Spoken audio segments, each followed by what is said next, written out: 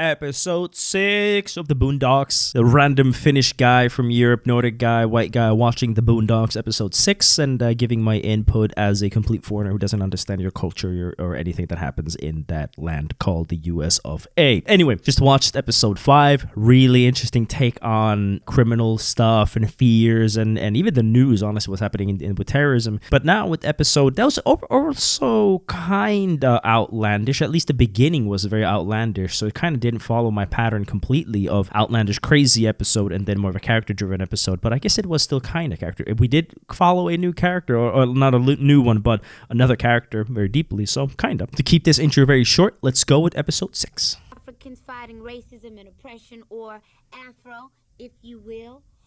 Good name, good name. Revolutionary Organization, or BRO. Good name. What is this episode? Kinda. Which is kind of, well, yeah, it was already rough at the time. But yeah, you're right. He does kind of look like Bill Cosby. Yeah, a.k.a. Riley Escobar. Escobar. What is this? Why are they in the interrogation room? Wait, what was that? I gotta go back. He's been a lonely man ever since he had a bleach fight with his first wife and went blind. Bleach fight with his first wife. What time frame is this? It's a different house. Oh, Xzibit is the Please Pimp My Ride. Pimp My Ride for my grandfather. Is this a Pimp My Ride? What was the theme song? Pimp. I don't remember. I can see it in my head, but I can't remember. Damn, that's a fucking blasted like memory lane from early 2000s. I used to go to my grandmother's place in a town in Finland. We had MTV. She had MTV and early 2000s, and that was a very common show. Watch it all the time. Just adding PlayStations and Xboxes into the car. I did see some TikTok stuff that they weren't that good quality, the builds, but it was definitely like super entertaining and the dream for every kid like him, obviously. Pimp My Ride. It was something like I can't hear the tone at all. What is the tune of it? It really was a show for kids because it had nothing to do with like engines and like fuel efficiency or like how many cc you would have for like groceries or kids. It was just rims, TVs, PlayStations, new paint job, and interior, and they were like, yeah. But it was so much fun watching it as a kid. Oh my goodness. You too could have a TV and a steering wheel. Okay. This is kind of exactly, that's a good question, Grandpa. I agree with you. Oh, got it. So that's why he's buying. I was so confused. I was like, what is happening? Like, what was this house? Like, what was the room? What was the glasses? What the hell is going on? I gotta say, this kind of, yeah, exactly, transmission. I agree. That would be one of the most expensive things. But Riley is actually pretty nice. That kind of like brings out, that's such an anime scene. There ain't no such thing as a tooth fairy. Probably your parents. So he's an edgelord. He has to be like honest and like crude. Because the truth hurts, Jasmine. The world is so he's definitely edgelord. Like I said, as a Finnish Nordic kid, I was an edgelord metalhead. So it's so funny to see like a black kid in America how he was an edgelord. How it's very much the same, because that's such an edgelord thing to do. Is like, I'm just be honest because it's the truth and not really considering somebody else's feelings. He's not wrong, but obviously it's a bit of an edgy way of doing it, you know? Yeah, exactly. I wear sunglasses because my idol, Dr. Bill Cosby, wears sunglasses all the time. What is this Bill Cosby sunglasses thing? Cosbiness is next to godliness. What the fuck is this? Again, this might be like references to things that I don't completely understand. That whole interaction and scene, again, I feel like is a reference to some show. It kind of reminded me of like X Factor and stuff like that, but like that kind of vibe of a show. Because that's what I'm saying. This show is like borderline perfect for me because I'm a millennial enough to like remember things like Pimp My Ride. I don't think like a Gen Z would understand that. Maybe they've seen it, but I don't think it was kind of early 2010s max, right? So I have like some frame of reference to a lot of the references and jokes, but there's still a lot of things like Bill Cosby jokes and that whole scene with that dude really I might not exactly understand. It reminded me of X Factor, but still. It reminded me of the Marlboro Man in X Factor. X-Files. What did I say X Factor multiple times? I mean X-Files. But I do know there's a whole thing that I don't understand or like know about, which is what the fuck? Is it the makeover stuff with a bunch of like gay guys giving you makeovers? That's so interesting to see that how that actually works, because I know that again was a huge thing. South Park had an episode about that, various different makeover things.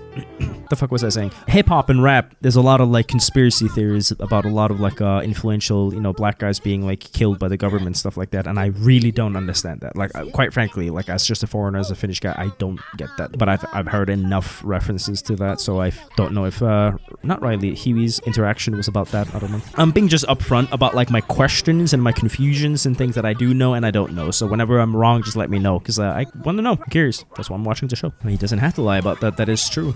Hey, I'm pretty. That is kind of how a guy would fantasize about that. Again, how guys fantasize. Can't say that he's wrong.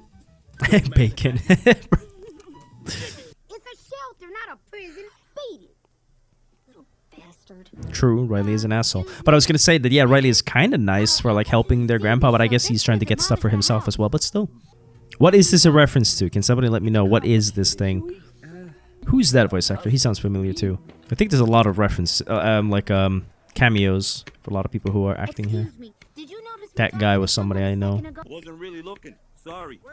That's a fair answer.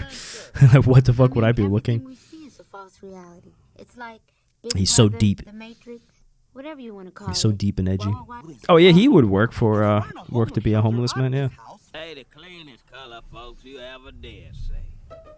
God. My mother, used crack. Good answer. Good answer. Good answer. She used crack. She left me in a dumpster and used to give Riley a movie theater.